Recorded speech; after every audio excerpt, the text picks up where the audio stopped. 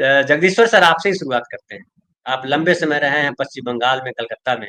दोनों देशों का राष्ट्रगान जो है रवीन्द्रनाथ टैगोर साहब ने लिखा, और बांग्ला भाषा वहाँ भी, बांग्ला भाषा यहाँ भी, बांग्ला भाषी यहाँ भी, बांग्ला भाषी यहाँ भी। और कहते हैं कि कोई पहला देश था जिस जो भाषा के आधार पर देश बना, लेकिन वहाँ पे हिंदू खतरे में है सर। धनंजय जी, ऐसा नहीं है। बात जो आपने पहले कही वो ज्यादा अच्छी है, वो सही है। वो ये कि बांग्लादेश और भारत में दोनों ही जगह व्यक्ति और राष्ट्र, इन दोनों की संप्रभुता खतरे में है। ये समस्या सिर्फ हिंदू मुसलमान की नहीं है। भारत में भी ये समस्या है कि यहाँ पर व्यक्ति की संप्रभुता खतरे में है और राष्ट्र की संप्रभुता भी खतरे में। और ये खतरा डेमोक्रेसी के कंधे पर सवार होकर आया है। सबसे बड़ी इसकी खूबी है, और ये दोनों जगह सिमिलर है।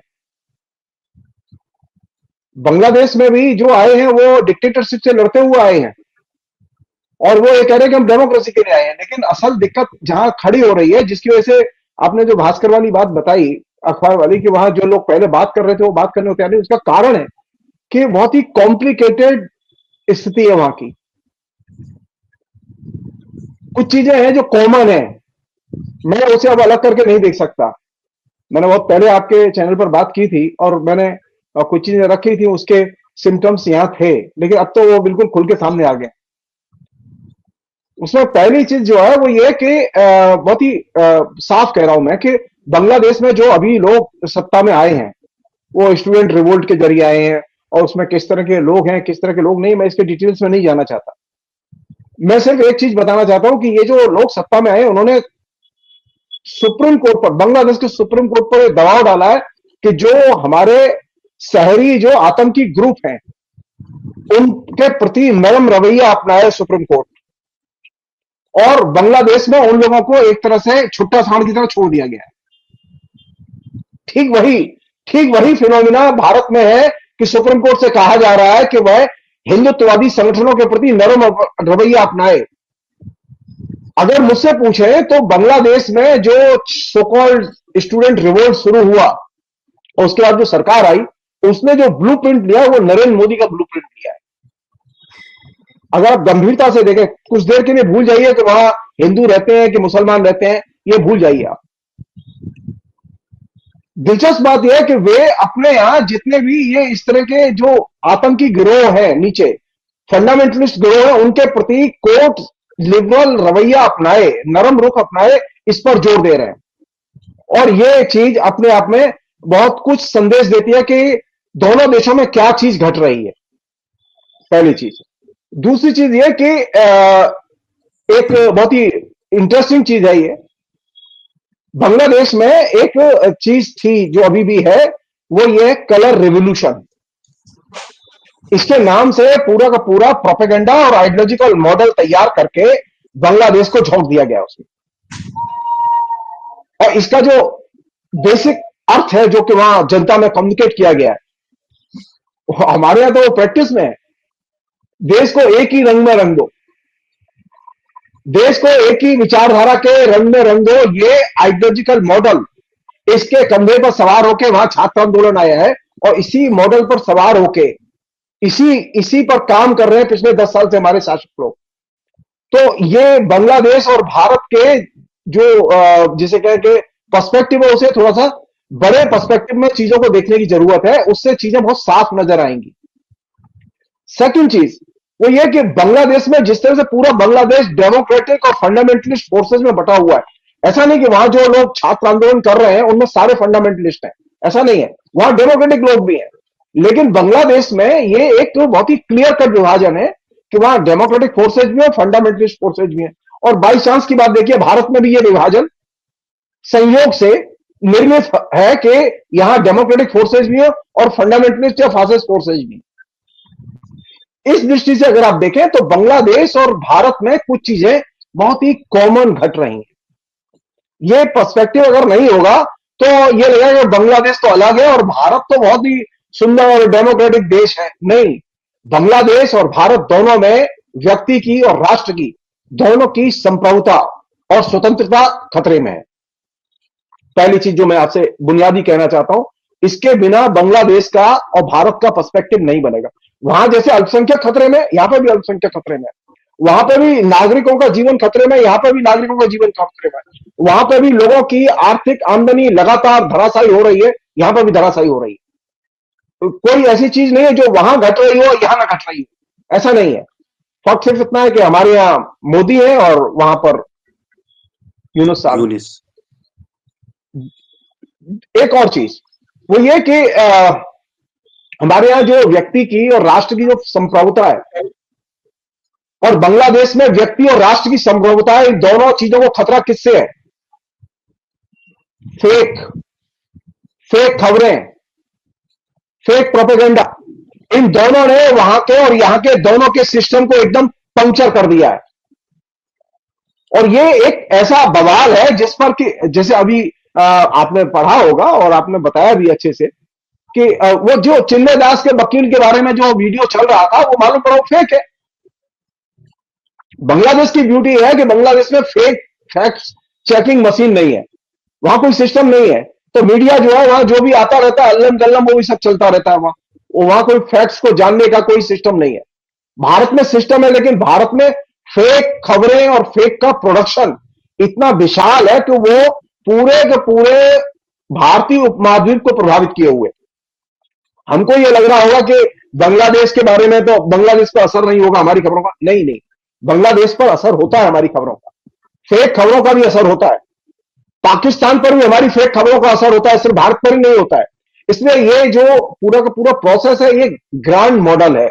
इस ग्रांड मॉडल को अगर हम मिस करेंगे तो बहुत छोटे दायरे में चीजें समझ में आएंगी। एक अन्य चीज और इंपॉर्टेंट चीज जो मैं आपसे शेयर करना था, वो जो जहां से मैंने बात शुरू की थी, ये सच है कि बांग्लादेश में कुछ जगहों पर अल्पसंख्यकों के ऊपर हमले हुए हैं, उनका विरोध किया जाना चाहिए और जो लोग विरोध कर रहे हैं उन्हें पूरा हक है विरोध करने का। लेकिन बांग्लादेश का झंडा क्यों जलाया जाएगा? मेरी आपत्ति इस बात पर है। भारत का लोग विरोध कर रहे हैं लेकिन भारत का झंडा नहीं जलाया जा रहा। ये जो फिनोमिना है भारत में, ये जो आप सीधे सीधे बांग्लादेश की संप्रभुता को, यानी जो झंडा जला रहे हैं वो किसको क्वेश्चन कर रहे हैं? वो बांग्लादेश की संप्रभुता को क्वेश्चन कर रहे हैं। और ये चीज जो है ये इस बात का संकेत है कि हमारे यहां या डायरेक्ट इनडायरेक्ट बांग्लादेश के लिए मैसेज है कि भाई तुम्हारी संप्रभुता खतरे में। अच्छा, वहां तो वैसे ही खतरे में, जो लोग आए उनकी वजह से ही खतरे में। ये जो फिनोमिना है, इस फिनोमिना को कायदे से पॉलिटिकली समझा जाना चाहिए और सरकार को ये जिम्मेदारी है सरकार की कि बांग्लादेश के बारे में फेक न्यूज और फेक प्रोपेगेंडा वो बंद करे। अगर फेक न्यूज और फेक प्रोपेगेंडा चलता रहेगा तो बांग्लादेश के साथ संबंध कभी नॉर्मल नहीं होंगे। आखिरी बात मैं अपने स्टेटमेंट के संदर्भ में एक सामान्य सी कह रहा हूं आपसे, वो ये कि बांग्लादेश की सरकार जो वहां हमले हो रहे हैं उनकी प्रॉपर जांच कराए और ट्रांसपेरेंट ढंग से जांच कराए, और वो जांच मीडिया में दिखाई देनी चाहिए। ये नहीं होना चाहिए जांच हो रही है और वो दिखाई नहीं दे रही है। वहां कोई किसकी मदद कर रहा है कि नहीं कर रहा है हम नहीं जानते, लेकिन हिंदुओं के ऊपर अगर हमले हो रहे हैं तो उनकी जांच कराई जानी चाहिए, नंबर एक। नंबर दो, जो लोग अवामी लीग के कार्यकर्ता हैं और इस नाते अगर उन पर हमले हो रहे हैं, उनको हिंदुओं के साथ में एक मेक नहीं करना चाहिए। हम लोग कर क्या रहे हैं कि जो अवामी लीग के कार्यकर्ता है और वो हिंदू भी है बाई चांस, और उन पर हमले हुए हैं, तो ये जो पॉलिटिकल अपराइजिंग है, इस पॉलिटिकल जन उभार में वे अपने अपोनेंट पर हमले कर रहे हैं तो उसमें हिंदू भी पिट रहे हैं। इसमें कोई नई बात नहीं है, वो सब जगह वो हो रहा है, यहां पर भी हो रहा है। यहां पर तो वो किसी को छोड़ नहीं रहे, यहां तो कोई अपराइजिंग नहीं हुई है, यहां डेमोक्रेसी है, इसके बावजूद पिटाई हो रही है। आपने अभी घटना बताई कि कैसे दबाव डाला जा रहा है, संभल में जो हो रहा है कि तुम ऐसा बोलो, तुम ऐसा करो। मैं जो चीज आपसे शेयर कर रहा हूं वो ये कि बांग्लादेश में और भारत में दोनों में एक चीज घट रही है, व्यक्ति की और राष्ट्र की संप्रभुता और स्वतंत्रता पर हमले हो रहे हैं, और ये बुनियादी चीज है, इसे मिस नहीं करना चाहिए। और एक और चीज है जो घट रही है, जो कि डिस्कशन से गायब है, ये क्या कहते, विदेश नीति का हिंदूकरण कर दिया गया है। ये सबसे खतरनाक है। विदेश नीति का इस तरह से सांप्रदायिकीकरण नहीं किया जाना चाहिए। अब तक यह था कि देश में बहुत कुछ घटता था ऐसा, हम विदेश नीति को हाथ नहीं लगाते थे।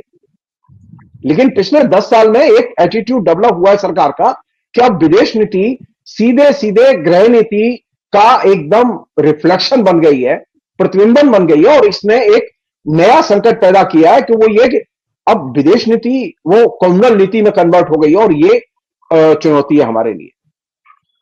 हम चाहते हैं कि सरकार विदेश नीति का सांप्रदायिकरण न करे। एक और बात जो कि अब भारत सरकार के साथ में चुनौती आएगी, क्योंकि शेख हसीना के खिलाफ में केस और उसकी सुनवाई शुरू हो चुकी है, और शेख हसीना के खिलाफ में केस और सुनवाई की शुरू होने के बाद में जब वो कंक्लूड होगी और जजमेंट आएगा, उस समय वे मांग करेंगे कि शेख हसीना का प्रत्यर्पण करो। भारत और बांग्लादेश दोनों प्रत्यर्पण संधि पर साइन कर चुके हैं, और भारत सरकार को उस समय शेख हसीना को सौंपना पड़ेगा, और ये एक बड़ी चुनौती होगी भारत सरकार के सामने। हम ये ना समझे कि वहां से वो लोग मांग नहीं करेंगे, नहीं, मांग करेंगे वो, क्योंकि ये सच है कि शेख हसीना ने अपने 15 साल के शासन में वहां के पूरे डेमोक्रेटिक सिस्टम को एकदम ध्वस्त करके डिक्टेटरशिप स्थापित की थी, और वो डिक्टेटरशिप की कॉस्ट वहां की जनता दे रही है। डिक्टेटरशिप से कब बांग्लादेश निकलेगा हम नहीं जानते, लेकिन डिक्टेटरशिप के ट्रैप में तो फंसा हुआ है। अभी तक वहां कोई रिफॉर्म के नए मॉडल की बात नहीं आई है सामने। उन्होंने कमीशन बनाए हैं 6, उनकी रिपोर्ट नहीं आई है। वो रिपोर्ट जब आएगी तो उसके बाद में बहस होगी, क्या इंप्लीमेंट होगा हम नहीं जानते। लेकिन एक चीज तो होगी, शेख हसीना के खिलाफ जो केस चल रहा है, अंतरराष्ट्रीय कानूनों के हिसाब से केस चल रहा है, उसमें जब उसके खिलाफ सजा बोली जाएगी तो उस समय भारत सरकार को प्रत्यर्पण करना पड़ेगा, शेख हसीना को सौंपना पड़ेगा। हम ये ना समझे कि वो मांग नहीं रहे, वो मांग, आज ही मैं पढ़ रहा था उनका यूनुस साहब का एक स्टेटमेंट जो उन्होंने एक विदेशी समाचार एजेंसी को दिया था। उन्होंने कहा नहीं, हम मांग करेंगे, लेकिन जब तक जजमेंट नहीं हो जाता हम मांग नहीं करेंगे, तब तक वो जहां भी हैं वो रहें, हमें कोई दिक्कत नहीं है।